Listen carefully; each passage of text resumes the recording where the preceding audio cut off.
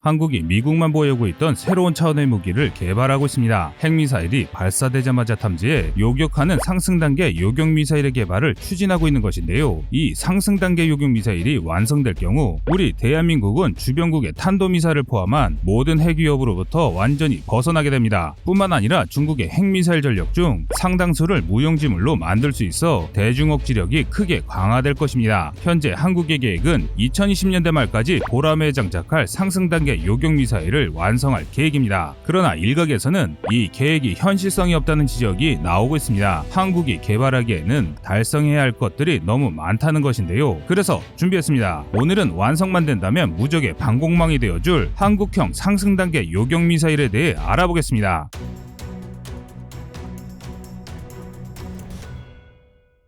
상승단계 미사일이 왜 대단한 체계인지를 알기 위해서는 우리 핵미사일의 발사와 착탄 과정에 대한 이해가 필요합니다. 일반적으로 핵미사일이라고 불리는 대륙간 탄도탄 ICBM은 우주까지 올라갔다 낙하하며 엄청난 속도로 떨어지게 되는데요. 그래서 보통 미사일은 발사 이후 솟구쳐 올라가는 상승단계, 추진제 연소를 끝내고 대기권 밖을 비행하는 중간단계, 다시 대기권에 재진입해 목표물을 향해 낙하하는 종말단계 등 3단계로 비행을 하는데요. 그런데 대기권에 재진입해 목표로 떨어지는 종말 단계에서는 음속의 수십 배까지 가속되어 낙하합니다. 그래서 종말 단계에서 핵미사일을 방어하는 것은 매우 어렵습니다. 반면 핵미사일을 요격하기 가장 쉬울 때는 발사 단계인데요. 추력의 상당량을 중력을 상쇄하는 데 소모해야 해 속도가 느린 데다 회피 기동을 할 수 없기 때문입니다. 뿐만 아니라 요격된 미사일이 적재 추락하기 때문에 화학탄두나 핵탄두 등에 의한 오염 가능성을 차단할 수 있고 MIRV, MARV 등이 분리되는 걸 저지할 수 있습니다. 특히 MIRV, MARV를 저지할 수 있다는 것이 큰 이점인데 MIRV는 우리말로 다탄두 각계 목표 설정 재돌입 비행체라고 합니다. 하나의 탄도미사일에 여러 탄두를 탑재해 각각 다른 목표 지점을 노릴 수 있는데 그중 MIRV가 위협적인 이유가 이 미사일에 노려지는 국가는 상대가 한 발에 MIRV가 10발로 늘어날 수 있다는 위협에 떨어야 합니다. 심지어 최근에는 MIRV보다 진보한 기동탄두 재진입체 MARV가 등장했는데요. 탄두들이 분리 후 방향을 바꿀 수 있어 종말 단계 요격을 더욱더 어렵게 하고 있습니다. 그런데 이들 다탄두 미사일의 탄두가 분리되는 것은 중간 단계 이후라서 그 전에 요격한다면 단 한 발의 핵미사일만 요격하면 됩니다. 그래서 발사가 막 시작된 상승 단계 요격은 아주 중요한 문제입니다. 하지만 상승 단계 요격 체계를 갖추는 것은 매우 어려운 문제인데요. 우선 핵미사일의 상승 단계 비행 시간은 1에서 5분에 불과합니다. 게다가 실제로 탐지와 요격을 수행할 수 있는 시간은 그보다 훨씬 적습니다. 보통 요격미사일은 발사된 미사일을 탐지 추적해 요격미사일을 발사할 때까지는 이미 상당한 시간이 소요됩니다. 그리고 일반적인 요격미사일은 지상이나 해상에서 발사하기에 미사일이 도달하는 시간도 꽤 깁니다. 그래서 만약 북한이 핵미사일을 쏜다면 상승 단계에서 요격할 수 있는 곳은 오직 대한민국 영공뿐입니다. 미 의회 군사위원장 애덤 스미스는 한국을 공격하기 위해 북한이 핵무기를 쓰려 한다면 북한 정권이 더는 존재하지 않을 것이라는 경고를 보낸 것인데요. 이는 반대로 그만큼 북한에 대한 미국의 우려가 엄청나다는 뜻입니다. 단 한 발의 핵탄도탄만 놓쳐도 엄청난 재앙이 펼쳐질 것을 염려하는 것인데 미국 합동참모본부 관계자도 사드나 패트리어트 같은 종말 단계 요격은 한계가 분명하다는 사실을 밝혔고 킬체인을 통해 발사가 이루어지기 전에 상대 체계를 선제 타격해 무력화하거나 파괴하자고 주장했습니다. 그런데 이것이 참으로 어려운 일입니다. 미사일이 발사할 것을 기다리다 요격이 실패하는 참사가 일어날 수 있으니 상시 감시하다가 발사 징후만 발견돼도 북한 수뇌부에 대한 참수작전과 미사일에 대한 타격을 감행하겠다는 겁니다. 하지만 이는 그리 간단한 문제가 아닌데요. 미국이 고작 북한을 감시하면서 사전 징후를 파악하지 못할 일은 없지만 그 미사일이 공격용인지를 파악할 방법은 없기 때문입니다.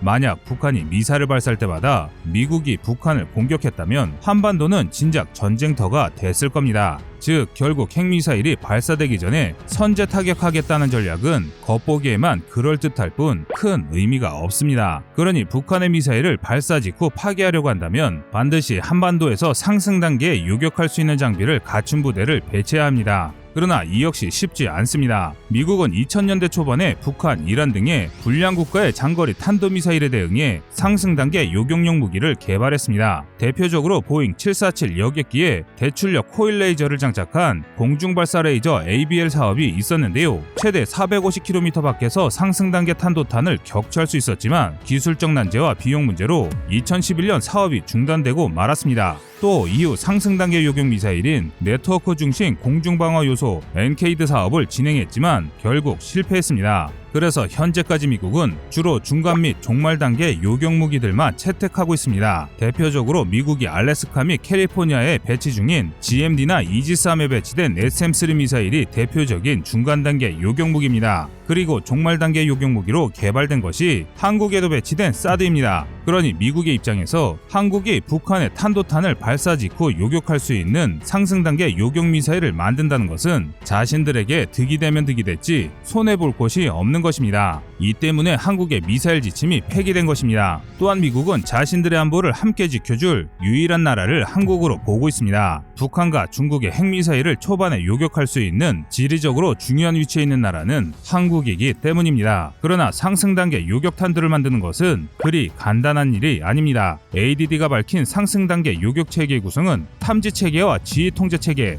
요격 체계로 구성됩니다. 우선 탐지 체계가 적을 발견하고 지휘 통제 체계가 적합한 요격 체계를 고르면 요격이 이루어지는 것인데요. 그런데 1에서 5분이라는 짧은 시간 안에 요격이 이루어져야 하기 때문에 앞선 과정이 실시간으로 진행되어야 합니다. 그런데 여기에 들어가는 자산들이 만만치가 않습니다. 현재 한국 지상에서 사용하는 탐지 수단으로는 조기경보 레이더가 있습니다. 우리 대한민국은 이스라엘제 슈퍼 그린 파인 레이더를 사용하고 있는데요. 이스라엘의 탄도탄 요격 미사일 에로2와 함께 사용하기 위해 개발된 체계로 최대 900km 밖의 표적을 탐지할 수 있습니다. 그러나 이스라엘보다 습하고 비가 많이 내리는 우리나라에서 잘 작동하지 않는다는 문제가 있습니다. 이와 함께 파이톤3나 파이톤4 단거리 공대공 미사일을 유무인기와 조합해 상승 단계 요격을 시도하는 방안을 연구하기 시작했는데요. 그런데 이 사업이 순탄치가 않습니다. 기술도 기술이지만 상당히 많은 비용이 투자되기 때문입니다. 그래서 국내 일각에서 이 사업을 비난하는 것입니다. 또 다른 나라들의 실패 사례를 비교하며 반대했습니다. 과거 이스라엘도 상승 단계 요격 시스템 IBIS를 연구했지만 1998년 검토 이후 예산과 기술상의 문제로 인해 1999년 사업 추진을 포기했습니다. 그래서 일각에서는 미사일 선진국 이스라엘도 실패했는데 한국이 어떻게 성공하겠느냐며 한국의 상승 단계 요격은 불가능하다고 주장하고 있습니다. 그런데 흥미로운 것은 다른 나라에는 쓸모없는 무기일지 몰라도 또 다른 나라에서는 상당히 유용한 무기가 되는 일이 있습니다. 바로 이 상승 단계 요격 미사일이 그러합니다. 한국의 지정학적 여건은 북한, 중국, 나아가 일본까지 이 IBIS가 그 조건에 딱 부합합니다. 그래서 한국의 국방과학연구소는 한국형 상승 단계 요격 미사일은 앞서 언급된 이스라엘 IBIS 전체 운용 개념에 미군의 네트워크 중심 공중방어 요소 NKD 탑재 개념, 유럽 EADS의 공중발사 유격기 ALI 미사일의 장점만 모아 그 어느 나라도 개발하지 못한 새로운 모델로 개발하고 있습니다. 한국형 상승 요격 체계를 연구하며 ATD는 냉철한 분석을 내놨습니다. 지상의 탐지 설비로는 미사일을 사전에 탐지하지 못하고 해상에서도 제한된 요격만이 가능하다고 밝혔습니다. 그렇다면 오직 하늘과 우주에서만 적의 미사일을 효과적으로 요격할 수 있다는 결론을 내린 것인데요. 그 탐지 수단으로는 고고도 장기 채공 무인기 E-737 PSI, 정찰항공기, 각종 위성 F-35의 이오다스와 IRST를 들었습니다. 그런데 여기에 한국산 무기들도 포함됩니다. 한국 무기는 신형 백두 정찰기, 신규 도입될 조기경보기 KF-21 보라매입니다. 특히 신형 백두 정찰기에 새롭게 화염 탐지 기능을 장착한 것만 보더라도 우리 군이 상승 단계 요격 체계를 준비하고 있다는 것을 알 수 있습니다. 그러나 상승 단계 요격에 필요한 플랫폼과 탐지 장비가 속속들이 갖춰져 나가고 있다고 하더라도 정작 적의 미사일에 직격할 요격 미사일이 없다면 쓸모가 없습니다. 그래서 한국은 이미 ADD가 추진하고 있는 고속 요격탄의 개념 설계안을 내놨는데요. 그 예시로 미국 레이션사의 NKD를 들고 있습니다. NKD는 네트워크 중심 방공 체계라는 의미인데요. AIM-120 암람 미사일을 기반으로 만들어진 상승 단계 요격 미사일입니다. 사거리는 160km이며 AIM-9 사이드와인더의 적외선 시커를 종말 유도에 쓴다는 점과 탄둔에 장약이 전혀 없다는 점, 우리 군이 보유한 미국의 여러 전투기에 쉽게 장착할 수 있다는 점이 장점으로 여겨집니다. 이를 따져보면 NKD급의 국산 상승 단계 요격 미사일의 핵심은 국산 미사일을 마음껏 장착할 수 있는 전투기 플랫폼, 상승 단계 요격 미사일로도 개조가 가능할 만큼 확장성이 높고 강력한 장거리 공대공 미사일, 우수한 적외선 시커가 반드시 필요한데요. 그런데 지금 한국은 이 모두를 만들고 있습니다. 시제기가 출고된 보람에는 곧 첫 비행 테스트를 앞두고 있고 현재 개발 중인 L3의 공대공 버전의 개발이 진행되고 있습니다. 또한 날로 발전하는 IRST 등 각종 첨단 적외선 탐지 장비를 생각할 때 기반이 될 기술의 준비는 모두 끝났다고 할 수 있습니다. 그런데 일각에서는 한국의 상승 단계 요격 미사일을 개발하지 못할 것이라고 주장하고 있습니다. 그런데 그 이유가 다른 나라도 개발 못하는데 한국이 어떻게 개발하냐는 것입니다. 여러분의 생각은 어떠신가요? 시청자님의 현명한 의견을 댓글로 남겨주시기 바랍니다. 여러분들의 좋은 의견이 좋은 영상을 만드는데 많은 힘이 됩니다. 이상 꺼리튜브였습니다.